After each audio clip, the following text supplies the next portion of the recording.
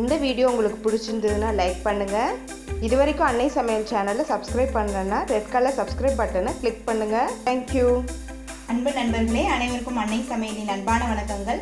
இன்றைக்கி அன்னை சமையலை நம்ம பார்க்க போகிற ரெசிபி ஒரு லஞ்ச் பாக்ஸ் ரெசிபி, கொத்தமல்லி சாதம். வாங்க எப்படி செய்யறதுன்னு பார்க்கலாம். 1 கப் கொத்தமல்லி, 3 பச்சை மிளகாய். இந்த மிளகாய் காரமாக இருக்கனால நான் 3 எடுத்துருக்கேன். காரம் இல்லாத மாதிரி தெரிஞ்சதுன்னா 5 எடுத்துக்கோங்க. இஞ்சி ஒரு சின்ன துண்டு, 1 டீஸ்பூன் சீரகம்.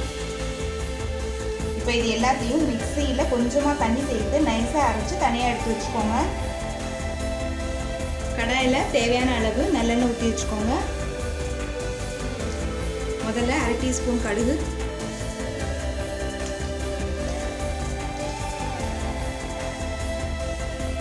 1/2 டீஸ்பூன் உளுந்து,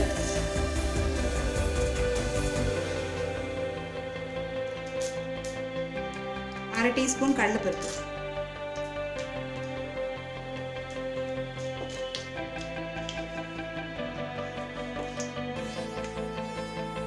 1 டேபிள் ஸ்பூன் வேர்க்கடலை சேர்த்துக்கலாம்.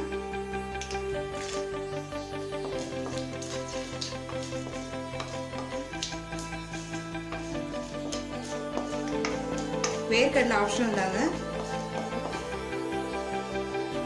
அடுத்தது கொஞ்சம் கருவேப்பிலை,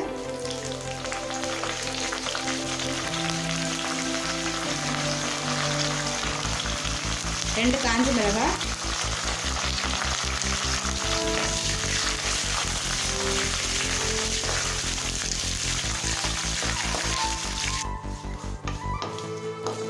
அரைச்சி வச்சிருக்க கொத்தமல்லி விழுதை சேர்த்துக்கலாம்.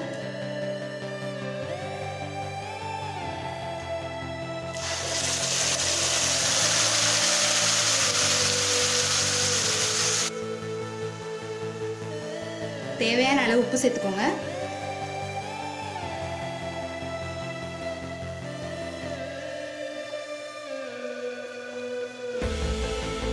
ஒரு 1 நிமிஷம் வரைக்கும் வதக்கினா போதும்.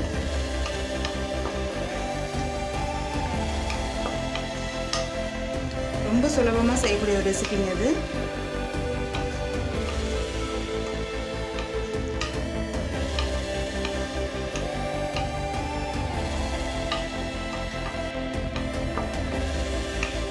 சாதம் மட்டும் வேக வச்சிட்டிங்கன்னா போதும். இது 5 நிமிஷத்துலேயே செஞ்சிடலாம். இப்போ 1 நிமிஷம் வரைக்கும் நல்லா வதக்கியாச்சு, பச்சை வாசனையும் போயிடுச்சு. இப்போ இதில் சாதத்தை கலந்துடலாம்.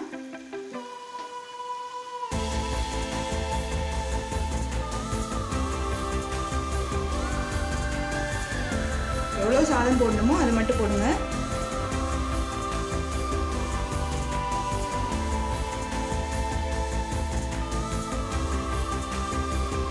கொத்தமல்லி சாதம் ரெடி ஆகிடுச்சுங்க. நம்ம சர்வ் பண்ணிக்கலாம். சுவையான கொத்தமல்லி சாதம் ரெடி ஆகிடுச்சுங்க.